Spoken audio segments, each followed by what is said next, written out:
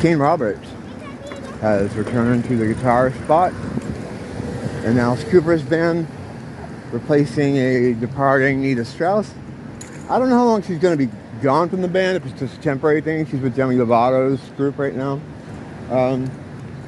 which could be a pay increase. I mean, I'm sure Alice pays well, but Demi Lovato's more of a mainstream kind of concern. So maybe there's a little bit more money there than Alice. Who knows? I don't know. Could be anything. Alice's band members tend to come and go. Sometimes they return and they'll leave to do other stuff. He's launched a lot of people too into bigger scenarios, as we'll touch on here as we talk about Kane Roberts returning. Kane was the guitar player when I first started getting into Alice Cooper in the mid-'80s. I had, in the early 80s, I got the heavy metal bug. A few years later, the punk rock bug, but metal was really first. I'd heard of him. I knew some of his bigger songs, like from, classic rock. Well, it wasn't really classic rock back then, but, 18 and No One Missed a Nice Guy, things like that. But he came back with an album called Constrictor, was released in '86. It was the first record he had made since 1983. And the early 80s for Alice, like starting with, from 80 to 83, he released a series of albums, one a year, that were just increasingly more experimental. There was like from punk, new wave, to more art rock. It was all over the place. He claims that he doesn't remember making those albums. They had a brief conversation with him about them, which I'll get to at some point. But he kind of, when he came back to recording in '86, after taking some time off to beat an addiction, he was having a substance abuse addiction with drugs and alcohol. So he was gone for a couple years. His actual real comeback to music, getting his foot back in the water, was a song and video from Twisted Sister from their 1985 album, Come Out and Play. They had this song called Be Cruel to Your School. The track itself was sort of like, almost like a 50s kind of rock throwback. It featured Clarence Clemens on sax, Billy Joel on piano, Brian Seltzer on guitar. It was like an all-star type thing. A couple other people too were in it. And he did vocals on it. It was like a duet type of thing. And the video was really wild. It was very over the top. Tom Savini, who was a horror effects guy known for his zombie work, created a whole video where Alice and Twisted Sister became zombies. And it was a really cool video for the time, but MTV wouldn't play it because they felt there was too much gore there. So it ended up not really being a showcase for Alice's return at all. He then signed to, around the same time, he signed a deal with MTA Records, who was one of the absolute worst record labels. The Musicians Cemetery Association, I used to refer to it as, a term that became a little bit popular among my friends, and they did variations on it. But he signed with them, and instead of going back to his sort of experimental work, or even his early 70s garage rock, or the theatrical mid-70s stuff, he decided to try to keep pace with the current crop of hard rock bands and shock rock bands and stuff like that, Wasp and Motley Crue, and there are all these kind of groups. So I think he saw an in there, and that's kind of the direction he went. On guitar was Kane Roberts, who had a great look. He looked, obviously, Rambo, and this is the 80s, when Rambo was like a cultural thing at the time. And he had the machine gun guitar that shot off flares in concert. Great look. The album Constrictor, which is the first one he released post semi-retirement break in the mid 80s, was produced by Beau Hill, producer of Rat, as well as a couple other bands. And it was done, I think, right after he did Invasion of Your Privacy by Rat. And it sonically has all the same hallmarks, including background vocals that sound exactly alike the Rat album, because it's Beau Hill singing background. Listen to a song like You're in Love, you know, with the take the evening one-on-one, those really high backgrounds. That's all over Constrictor, because it's him, it's Beau singing them. So the ingredients were there, and there's some good songwriting on it, but Alice he wasn't back up to full strength. But it was still, his stuff is, for any kind of genre he's doing, is usually a step up from any other band in the same genre in terms of quality. I think his new wave stuff was much better than a lot of new wave bands. His pseudo-punk sort of Flush the Fashion album that came out in '80. Roy Thomas Baker produced that one, but I don't want to get back, you know, hold the thought on that for now. That's another day. So Constrictor was aimed at getting in step with the current popular pop metal market. I mean, that thing sounded sonically just like a Rat album. The lead-off cut on that record, Teenage Frankenstein, was originally a duet with Dee Snider. It was supposed to be like he sang on the Twisted, and then Dee would sing on his album. Well, I think because of the downturning in Twisted's fortunes that very same year, they really fell off because they made a few critical mistakes. And I think it probably wasn't, for him coming back, I don't think it would have been cool to have Dee Snider singing on that song with him. So it turned from a duet into just a straight up Alice song. Teenage Frankenstein, the opener on the album, like I said, that's the one that stuck around in set lists longer than others. And in the show, he'd always do like some kind of magic trick with this Frankenstein. Yeah, I saw him on Constrictor. It was the first time I saw him, with, of course, Kane on guitar, Randy Piper from Wasp on guitar,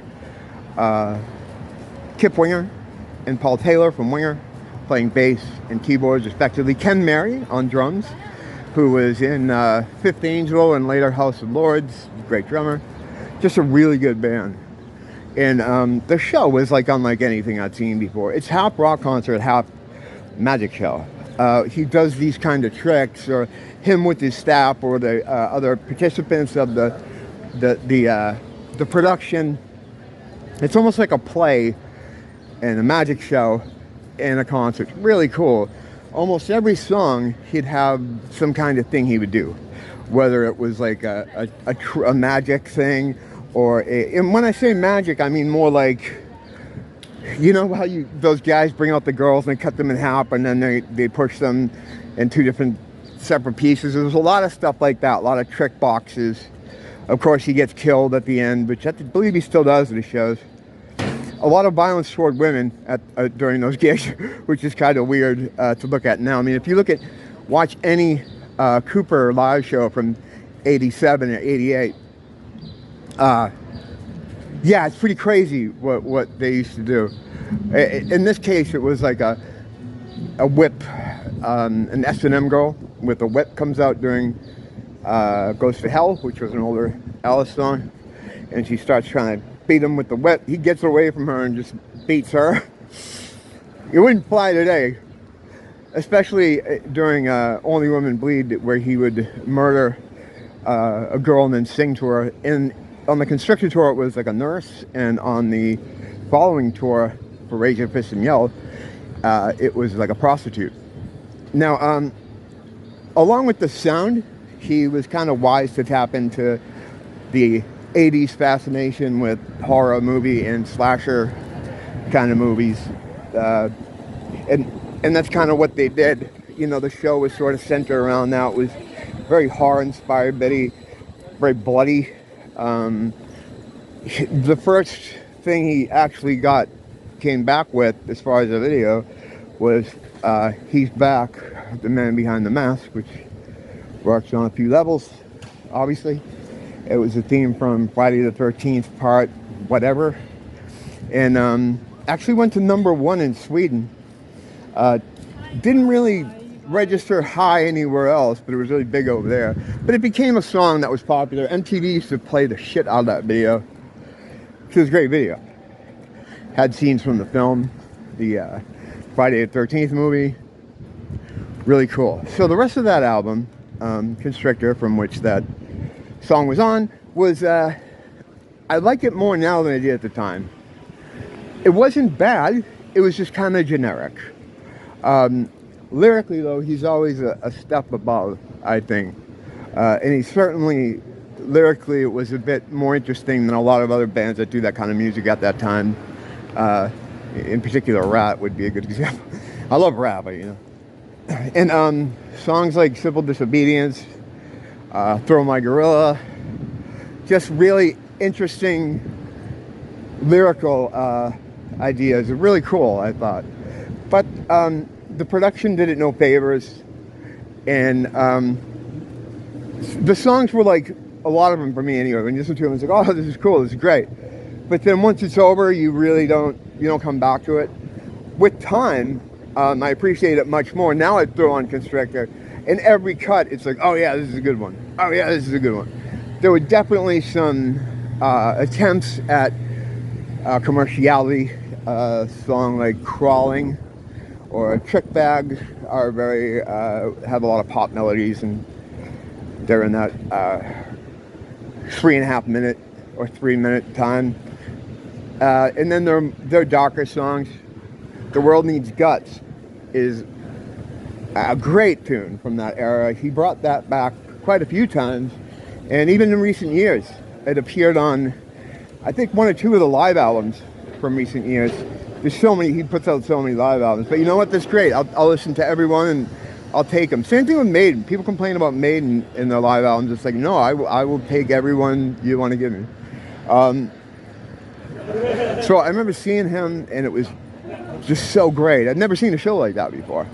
Vinnie Vincent opened with, he only did like 3 songs. There was some kind of story he had about his gear was stolen from somewhere or something, which was kind of weird because they had giant pink Laney amps on stage, so I don't know where they ended up getting the pink Laney amps, but maybe something else was stolen, but whatever the case, he only did 3 songs. It's too bad, but the Alice show is unbelievable. It's called The Nightmare Returns, the Nightmare Returns tour. Sold out everywhere it went. Reviews were great. There was a live video, VHS, that came out not long after, documenting the show, one of the shows. I think by that point, Randy Piper had been replaced in the band. He left the band, I don't know why, but I forget who he was replaced by. Another guy that kind of looked like him, which is kind of weird because people are like, oh, it's Randy Piper. It's like, no, it's not. Some other guy. But, excuse me, Kane's style was definitely 80s shred. And he fucking shreds on all that stuff. The following album, after Constrictor, which Kane was on as well, Raise Your Fist and Yell, was, I think, I used to say it was clearly the better album, but I as I've gotten older, I enjoy the cheesiness of Constrictor, but I still think artistically and sound-wise, the Michael Wagner production on Raise Your Fist and Yell is much better and more suited to the kind of horror thing they were going for at the time. Rita, do you think a cigarette? Yes, I do. Hold on a second. I have too many pockets is what I have. Later. Do you have a lighter? You have a lighter? I got one.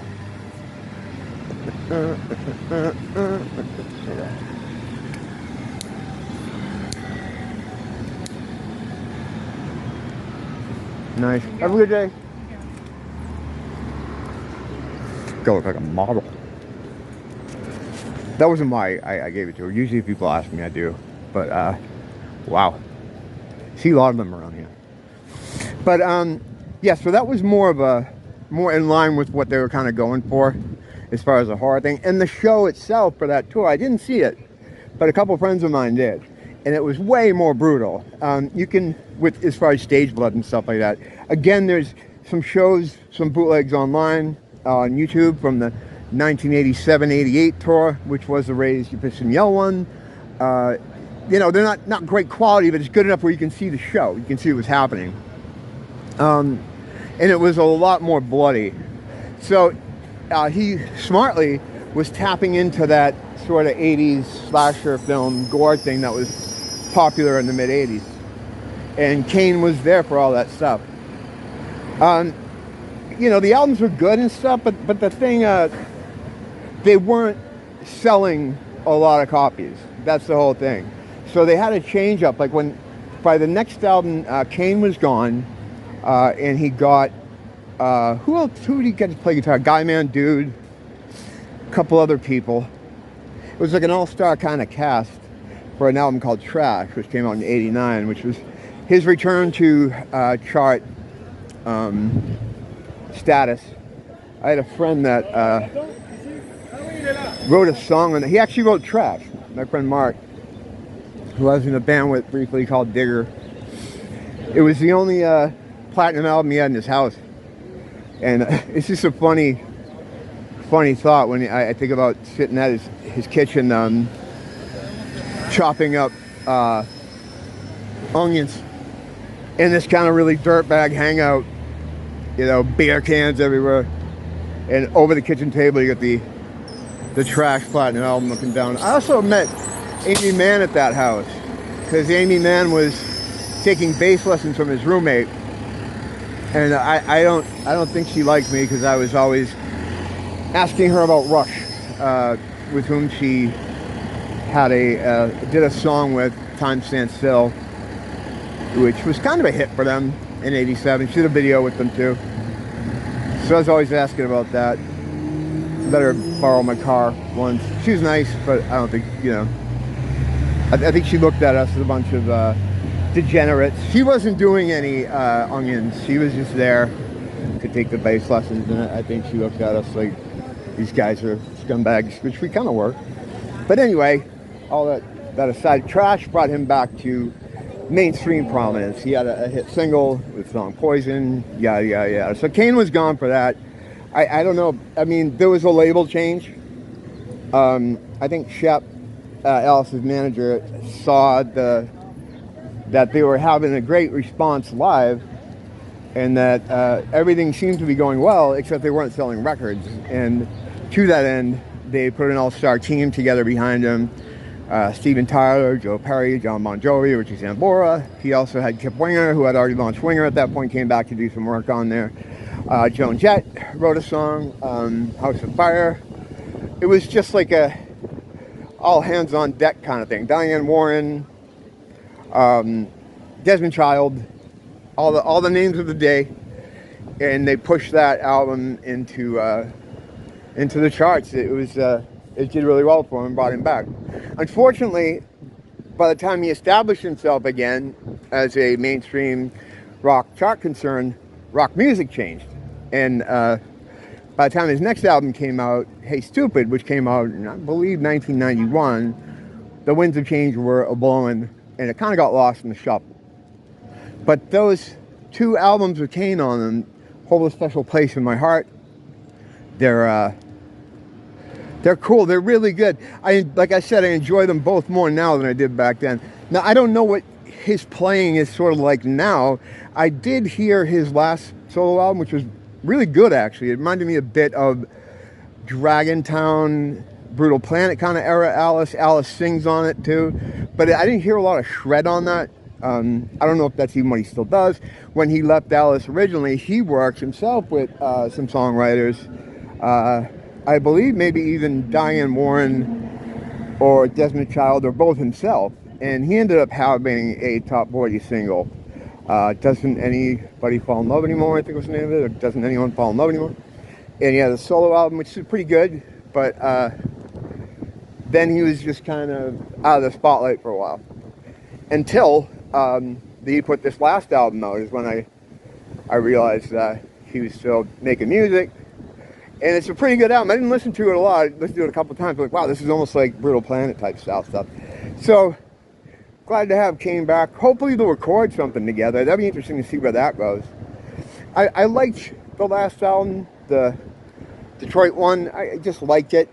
I mean, I don't have that kind of affinity for the Detroit thing. I like bands from there, of course, like Iggy and the Stooges, but I'm not really a Seeger guy, kind of a Nugent guy, kind of. Not really a big MC5 guy. I like them, you know, but I don't have that, like, interest in the Detroit sound of the Detroit scene that I think helps to make that album a lot more interesting. It's good to see he had the old band come back to do a track. Not always, but the past couple albums he had them come back. They were on Nightmare 2, they were on Paranormal, and they did probably the best song on the new Detroit Stories album. This is the one he does with the old guys. What a weird situation that was. I don't want to let this go too long, but, you know, there's only like 12 of you watching it, so I think you can hang in there. The situation with him going solo in 1975 was so bizarre, and I don't think we've had another sort of situation like this in popular rock music before. The situation being that he, the name of the band was Alice Cooper. It was registered as that. All the trademarks were set up that way. And what the hell's going on in my back pocket? Did my cigarettes fall out of my pack? They did. That's not good. That's not good. But anyway, his name was also in the band, Alice Cooper. So when he left the band, because they were having a sort of argument over direction, and I think Alice proved himself to be right. Like when he wanted to keep going in the more theatrical kind of direction, the band didn't want to do that. They thought it was getting too out of hand. And to that end, they got Aerosmith producer Jack Douglas to make what was at their time their latest album before the breakup, 1974's Muscle of Love, which was a more bare bones affair. And it was the album right after $1 Billion Babies, which was this Bob Ezrin produced, really giant, kind of over the top, theatrical sort of thing with pianos and all kinds of studio effects and stuff. So they went from that to a bare bones kind of situation that almost sounds like what Jack did for Aerosmith on Get Your Wings, which is great for Aerosmith Get Your Wings. And it would have maybe even been good for Alice if they hadn't already progressed down this more over-the-top kind of Beatles-esque, Queen-esque kind of production, which they were doing. So Muscle of Love felt like a step back. And on top of it, the songs just weren't as good. They weren't very commercial, outside of probably Teenage Lament, which was kind of like an acoustic kind of number, like almost like a campfire song. I don't know what the fuck you'd call that. But so it didn't work, and it was a step down in sales and in critical acclaim from the upward trajectory they were on. Alice wanted to stay on that. He wanted to go bigger, get more theatrical, more lavish studio productions. So when he struck out to do that on his own for Welcome to a Nightmare, it was a huge success, critically and commercially. It was a big album, and that was more theatrical than $1 Billion Babies. It was more over the top. It was more studio wizardry. Bob Ezrin was back. So I think he proved that that's the way they should have moved. Unfortunately, I think what was originally intended was he was going to do that one solo album, which was on Atlantic. Alice Cooper was signed to Warner Brothers, and this is where it brings up that whole strange situation. Like, his name was Alice Cooper. He's putting out a solo album as Alice Cooper. But to the record buying public, especially in the days when, I mean, the only information you had was just like magazines, you know, magazines and radio. I mean, there really wasn't even any music on television, not much back there, that consistently anyway. So, I mean, that's all you had. So you didn't really know. So you just see the album come out, and it says Alice Cooper on it. He's on the front, which doesn't really mean anything, you know. And it just looks like another Alice Cooper band album. You had no reason to think otherwise. And for most people, unless you were like a hardcore fan, I don't think you even realized that that change was made. Now, if I'm Dennis Dunaway, what does that mean for me? Like, like, let me put it in a way. Okay, well, I don't know what example to use. I was just trying to think of a big band. I was going to go with BTS, but I don't know any of their names. But it's almost like a guy in BTS. Maybe the B guy. Nice name. Maybe him, maybe someone like him in the band is also named BTS. They go into a solo album on a different label, under a different deal, using their name. That's fucking weird. You know, like, how does that work? And I think they were pretty close. They were all high school friends from the same town. You know, so maybe there wasn't any kind of contentious stuff there. I'd be interested to see what kind of legal precedent that some kind of thing might set there. Like, how do you do, like, how does that go? You know? It reminds me a bit about Ghost, like the band Ghost, when they were fired. You know, the former, he was a guitar player. He's got a band, Priest, now. They're like a dark synthwave band. He was talking about how, you know, at one moment he's in the top echelon of the music business. He's doing these tours with Maiden and Metallica and getting all this good treatment and everything as a member of Ghost. And then when he gets fired, that's it. He can't use his name to parlay it into anything else. He's just some guy again. So it's kind of like that.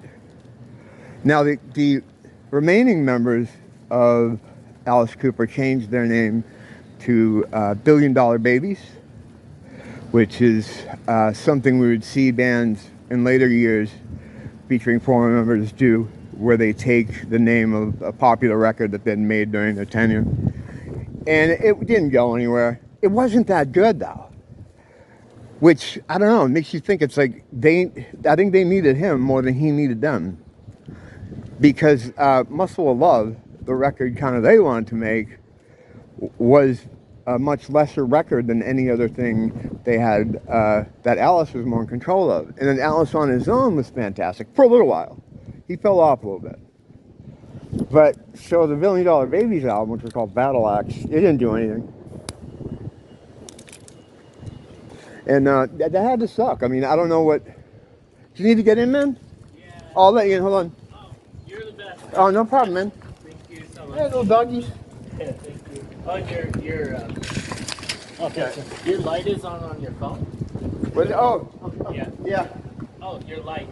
The light. Oh, is it? Oh, shit, thanks, man. I didn't know that. Oh, people must have been hating me walking around like this going, beep. Thanks, man. Yeah, I had the light on the phone. Wow, I didn't know that. Let me turn it off. Oh, I know what it is. It's the camera. Okay, I turned it off. Wow, I wonder how long I had that going.